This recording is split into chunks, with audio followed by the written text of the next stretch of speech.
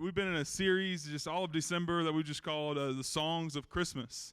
And so we got to do a lot of Christmas songs this morning. I don't know about for you, but I mentioned earlier that I don't really get in the Christmas spirit until like maybe Friday of this week. And so I've been like trying to really challenge myself to really just celebrate well. And we've been just trying to be intentional of just even using songs to help us to focus on the right things in this Christmas season, because there's a lot of things to distract us. There's a lot of things going on. I mean, a lot of lights to see, a lot of things to do. I know it's such a busy season, but that's been our focus. And so we had the first song that we sang this morning, Joy to the World. Joy to the World, and that's one of the songs that we're going to focus on as we just kind of look in the Bible in Matthew chapter 2. And I really wanted to start with this foundation of, hey, like, what is joy? What is joy? And because you may have, if you've been in church at any point, you may have heard like churches like to make a distinction a lot of times between joy and happiness. And the reality is, whenever you look at the Bible, almost every time joy comes up in the Bible, it could be replaced with happiness, and the same for happiness. Often you can put joy in its same place. And the reason is because you even have a definition. If you go to dictionary.com, you're looking up, hey, what is joy? The definition they give you is a feeling of great pleasure and happiness, right? It's just happiness squared, right? Happiness to the extreme, if you will.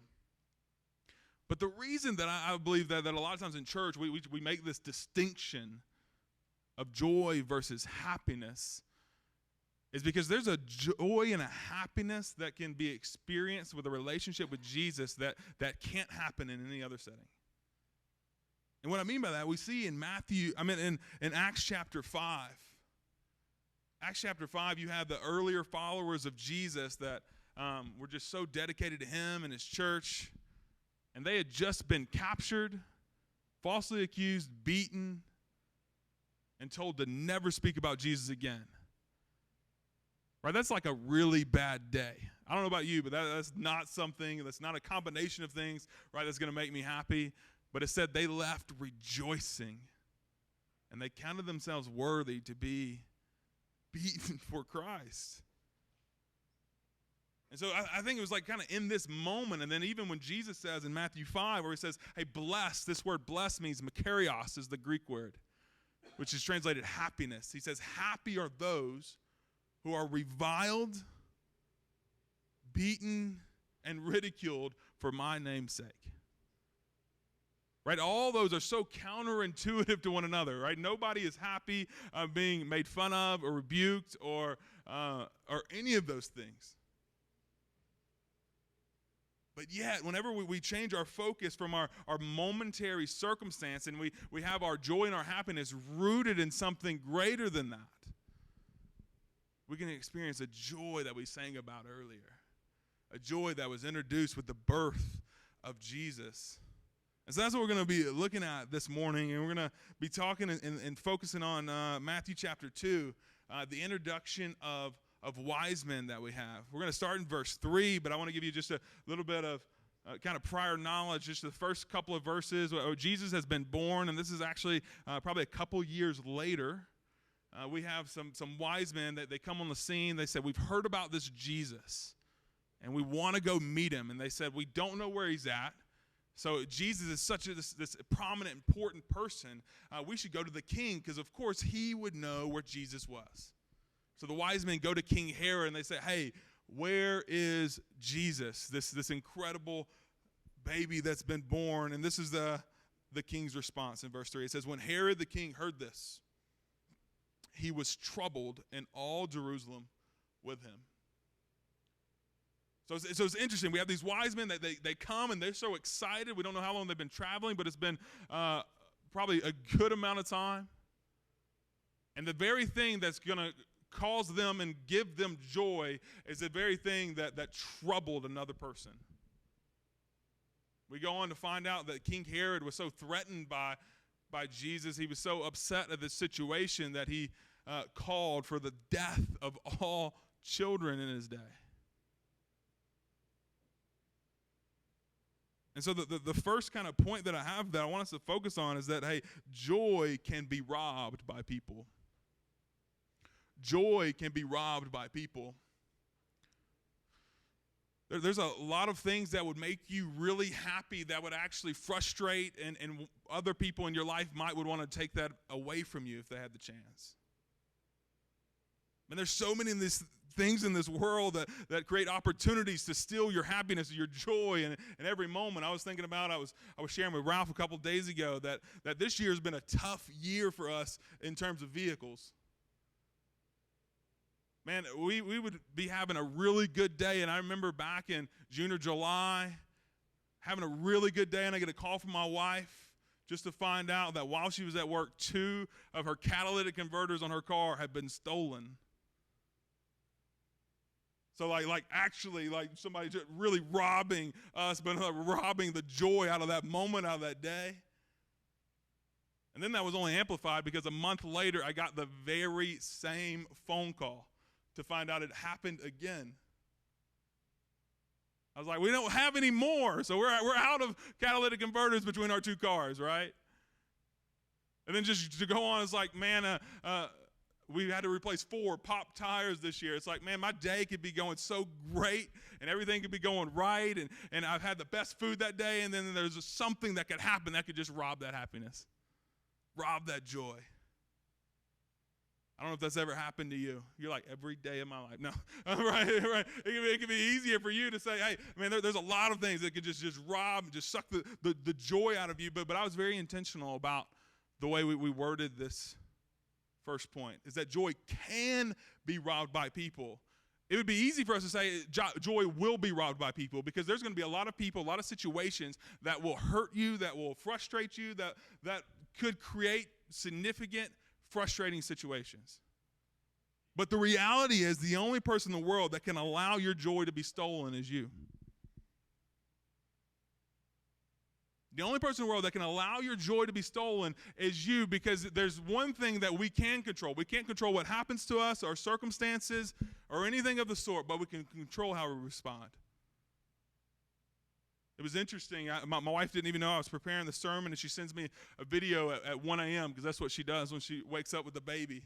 So she sends me a video last night at 1 a.m., and it was this man talking and says, hey, one of the things that you can be detrimental for you as a parent is to say, hey, kids, son, you are making me so mad. You are making me so frustrated. Because the reality is, no, they may be doing something, but you're choosing to be frustrated. There's outside circumstances that are happening to you, but how you react to them is your choice. There's a lot of things in the world that's vying and even stealing and robbing your joy, but you have the option to allow it to happen or not.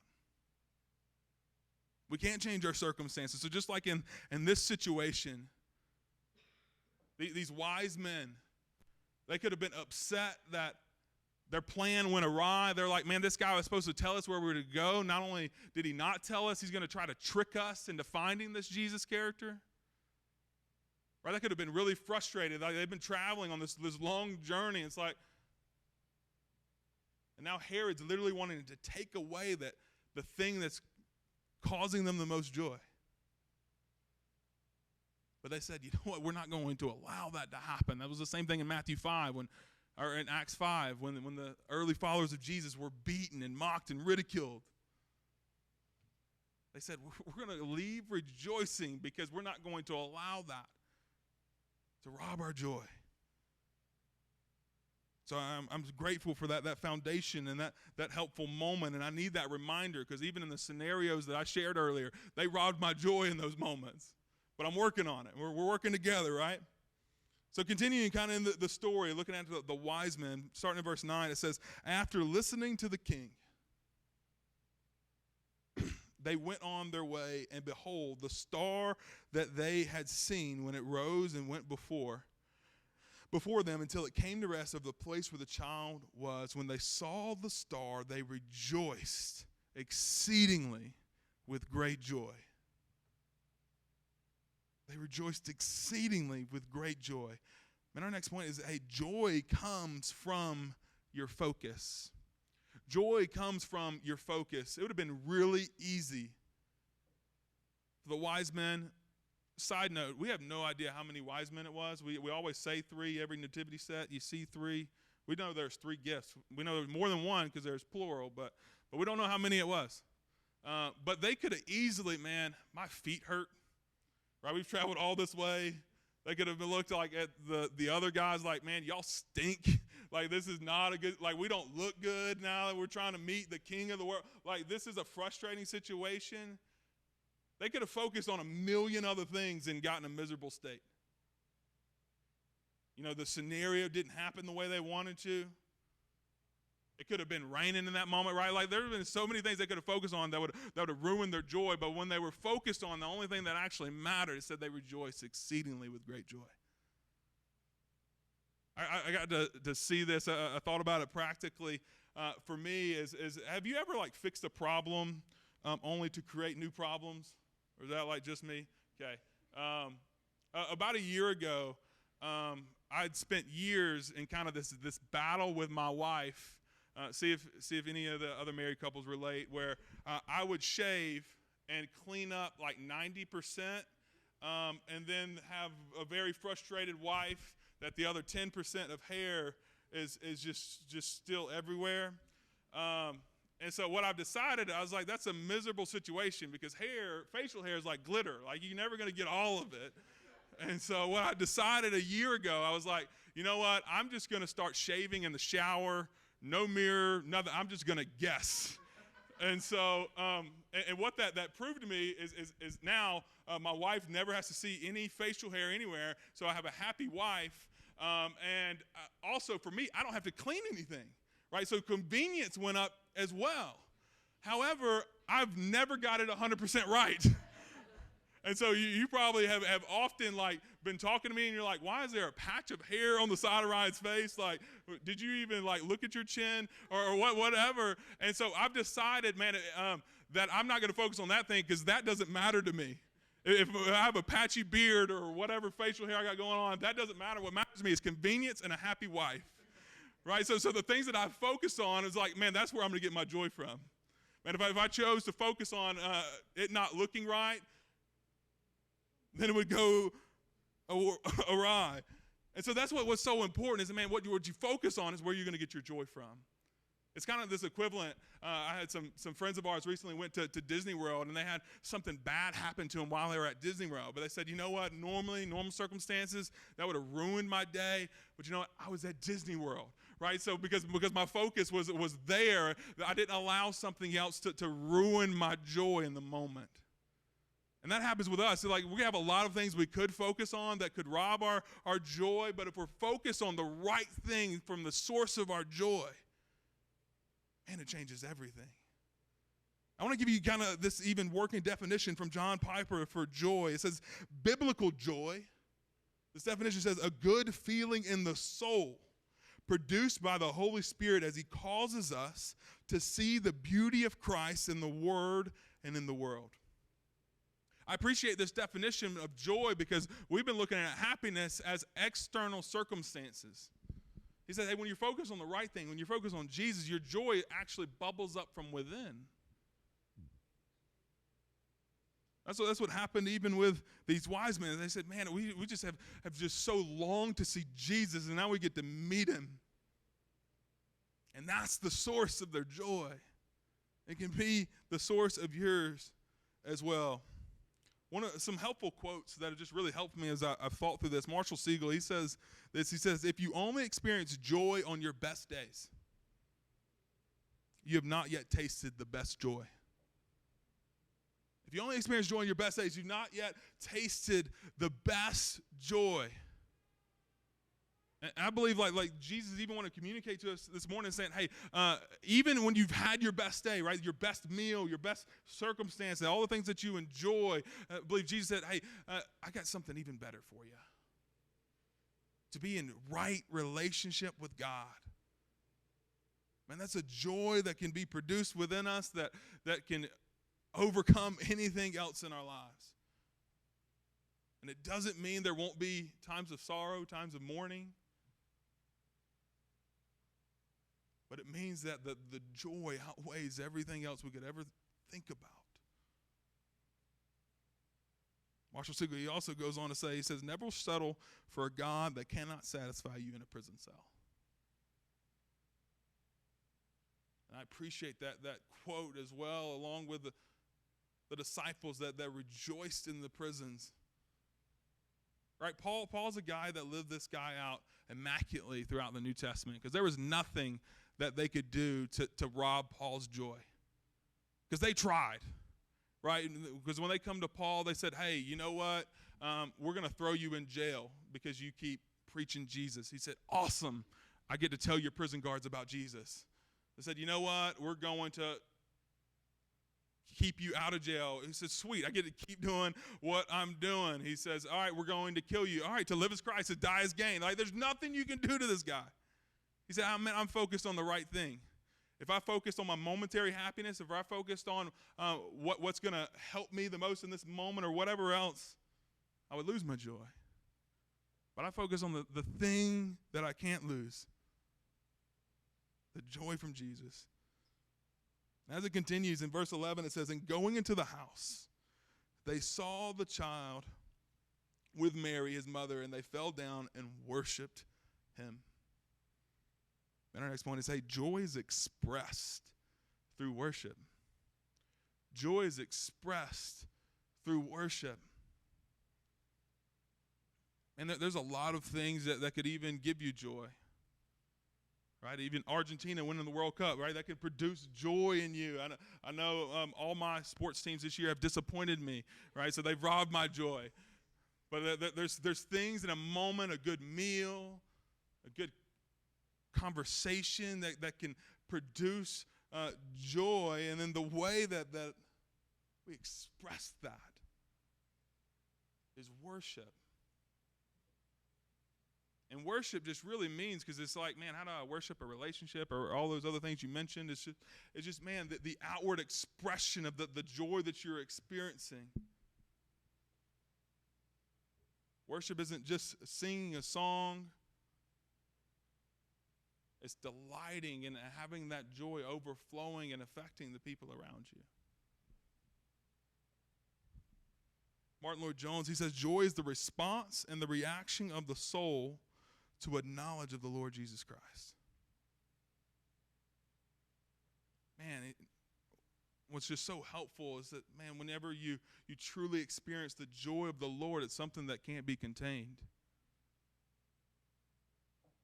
I've mentioned this a lot. I'm the type of guy that's kind of a walking advertisement. If it's something I've enjoyed, like, you're going to hear about it.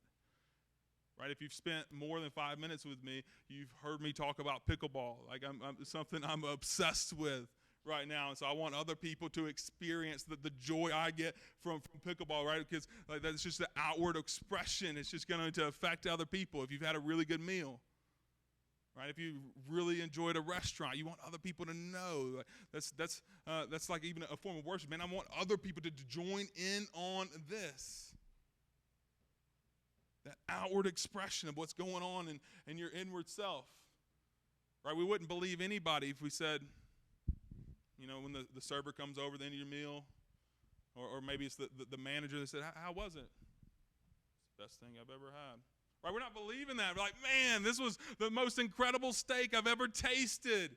I want everybody to have this steak. Like, man, it's so good. Because that's when we know that joy is expressed through worship, and we see that in these wise men. And then lastly, if you want to know how joy is multiplied, like, man, I want more joy in my life.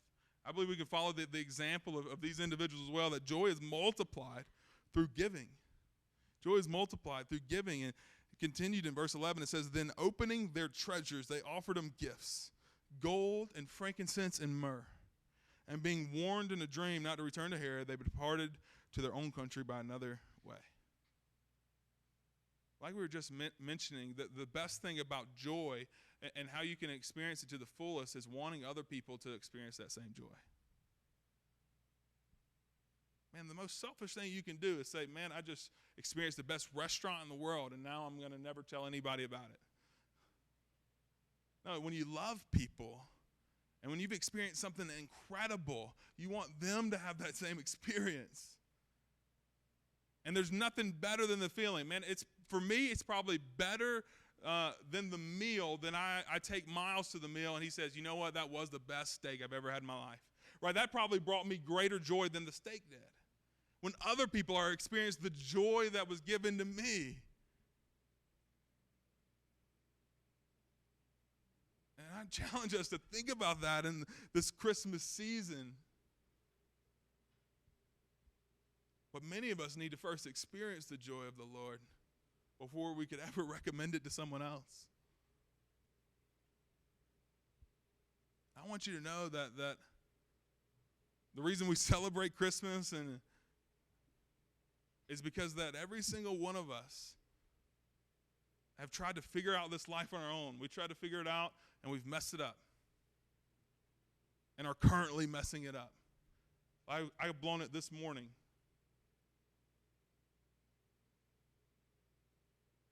And every single person that's ever lived has gotten it wrong. But the good news is that God looked at us in our rebellion, in our frustration, in us trying to figure it out on our own. He said, hey, I love you so much to leave you that way.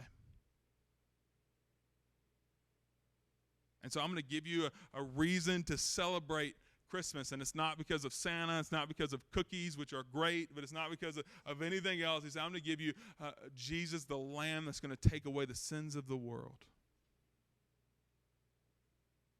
A person that's going to take on the responsibility for every mistake you've ever made, every mistake you ever will make. And he's going to take that on himself just so you can have a right relationship with God. That's the good news and the joy that we're talking about this morning. And that's something that every person in this room can experience today.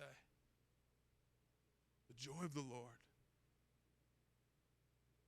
It's not a list of things to do, but it's Jesus saying, hey, the more you do, the more you're going to mess it up. Just trust me. Trust Jesus, and you can be made right with the Father.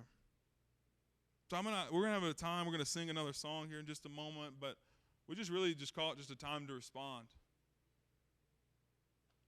And that time, if you want to just sing, feel free. If you want to pray, I would love to pray with you. I'm gonna be in the back if you have questions. If you're like, maybe if you just want to come tell me, hey, I'm gonna try your shower trick. You know, whatever it is, we're just gonna give you an opportunity to respond in this time.